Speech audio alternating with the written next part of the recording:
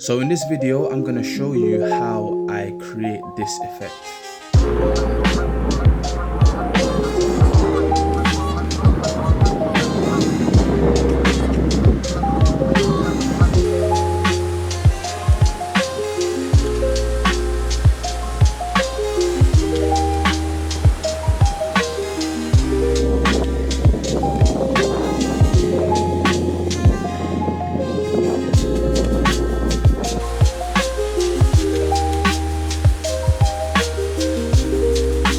Currently on social media, there are about two styles that are trending. One of them is hyper retention edits, but utilizing masking and just boom, boom, boom, boom, boom, placing them on screen. And then the other one is obviously carousels. Instagram specifically seems to be really pushing. There's nothing new under the sun. We reference the people that we're inspired by, and then we utilize it and create our own version with our own creative flair. So obviously what you do, you open up Resolve. It's just two clips. One is doubled. So you place your first clip on this first track, and then you place your second right there. But then what you do here, you just choose the crop, how you want it to crop. So I just cropped it to this pillar. So always try and find some sort of straight line within your frame, some sort of way that it can overlap and be seamless. That's the aim I was going for this specific scene. So we have pillars, and I want it to be, you know, my character looking there at that character. Right, this is harder than I thought, this tutorial shit. So it's a very seamless thing. But then over here, I changed the softness. So if you notice, the softness could be like this or like this, but I just kept it at 9. The crop, I cropped it on the left side, and then sometimes I actually moved the positioning of the entire video. This is how the original video looked like. So that's your second video. Then you bring the original top video, and then you go to your color tab.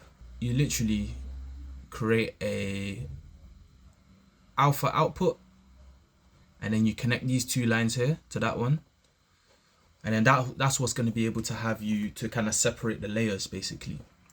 And then you literally just go to your magic mask. This is the overlay, and you can see how I've just selected myself, but I've kept the background as it is.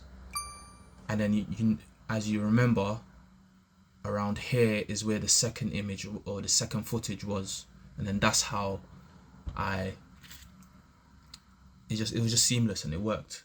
And it seems as if he's looking down at the other guy. All right, for the second one now, we see the overlapping happening. So you just place your character doing what he needs to do, or she needs to do. And then the second clip will be on the left side. And then literally you just crop it. You literally just use the crop tool, or you change the positioning. With the cropping, you just add a little softness there, and it's a bit more seamless. It's not just a hard line cutting through. Once again, you just copy the layer above the second clip that you've chosen. Once again, you just go to your color tab, make a new node, you right click. So this node will be node label masking. Right click, add alpha output, and then that will create this line that you just connect. So you just connect this blue to this blue.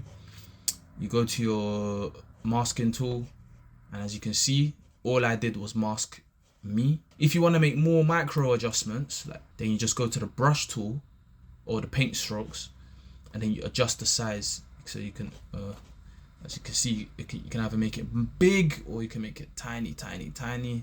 And you just go into your footage and make the adjustments. Hit the track button, boom, it does everything for you.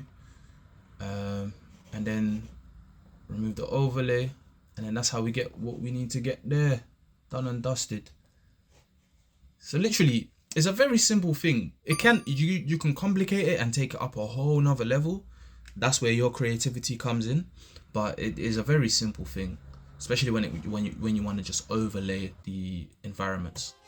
So what would be the use case for this type of thing? Fashion, sports, gaming, easily. There's just so many use case scenarios for this on social media right now, and I feel as if it's not just gonna be a hot trend. I feel as if it's actually gonna be here for a while. Word of advice when it comes to aspect ratio for deliverables, obviously if you're with a client, they're gonna usually want 4:5 or 1:1. I would avoid 9:16 simply because if you're creative, you can make it work, but then you'll have to plan your shots much more carefully in terms of how they're gonna, especially if you want them to overlap.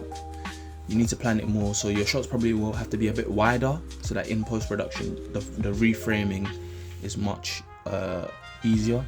Definitely use a tripod. If you're gonna go handheld, once again, if you plan properly, it shouldn't limit you. But if you want this to be something smooth and quick, definitely use a tripod.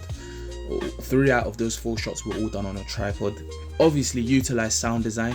The sound design on this was just straight out of camera, and all these shots that I did were 3 out of 4. Majority of them, it was a windy day, so it was not good sound design. So just add some sort of sound design in post-production.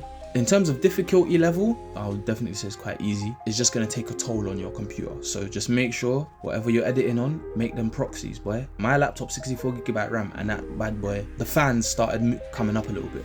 But that's mainly because I shot in 6K. I shot this stuff, all this stuff I shot was on a Lumix S1H. So it's in 6K. A bit of overkill, I ain't gonna lie to you, but yeah, that's the tutorial. My first time doing a tutorial on this channel actually. Like, share and subscribe if you found some value. Comment that you found value here. Yeah, let me know if you've actually implemented this. Did it perform well? How was the insights? All of that. If you can watch my previous cinematic montages, that would be great, especially if you can watch it on your TV, because I want to see you guys to see the amazing colors, just the mise en scène, like we would say in film school or in our film degree. But yeah guys, thank you. Jay Provides, and I'm out.